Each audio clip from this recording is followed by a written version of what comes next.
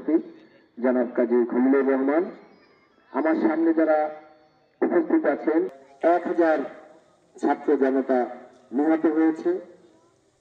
আপনাদের প্রচেষ্টায় আমরা আবার সরকার গঠন করবো, আমরা আবার এদেশে আর ওনার জায়গা হবে না।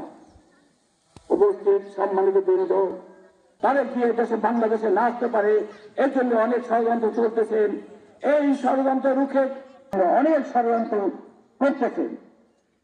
আমরা মনে করছি, কামনা করছি আপনার যারা এই বিপ্লবে এবং এই গণতান্ত্রিক আন্দোলনে যারা এখনো চিকিৎসাধীন রয়েছেন তাদের সুস্থতা কামনা করছি। যারা গুম হয়েছেন এবং জীবিত আছেন এখনো মায়ের কোলে ফিরে আসেননি, বর্তমান সরকারকে দাবি জানাচ্ছি যে কোনো মূল্যে তাদেরকে মায়ের কোলে ফিরে দেওয়া, আর যদি কেউ হারিয়ে যে থাকে সেটা কনফার্ম করা, যাতে আমরা তাদের রুহের মাগফিরাত কামনা করতে পারি। আপনারা সবাই আমার জন্য দোয়া করবেন। আমার নেত্রী মমতাময়ী মা বেগম খালেদা জিয়া, উনি লন্ডনে চিকিৎসাধীন আছেন।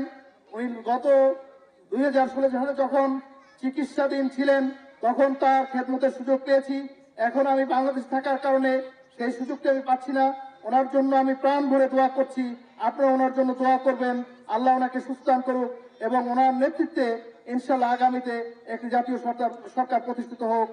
তারা যদি আবার আমরা পুনরাবৃত্তি করতে যাই তাহলে মানুষের কাছে প্রশ্নের মুখোমুখি হতে হবে, আমাদেরকে আবার জবাবদিহিতার মুখোমুখি হতে হবে। যে তাদের স্মরণে যে আয়োজন করা হয়েছে, এই আয়োজনটি অত্যন্ত গুরুত্বপূর্ণ। এই আয়োজন আল্লাহ রাব্বুল আলামিন আপনাদের এই আশাটাকে কবুল করুন। বিগত আমি অল্প কিছু বলবো, 2-3টা ভাগ, যাতে একটু বুঝতে সুবিধা হয়, তারপর দেওয়া হবে ইনশাআল্লাহ। يا شافي المذنبين والصلاة والسلام عليك يا رحمة للعالمين তোমারি নাম জপে যেন হৃদয়রি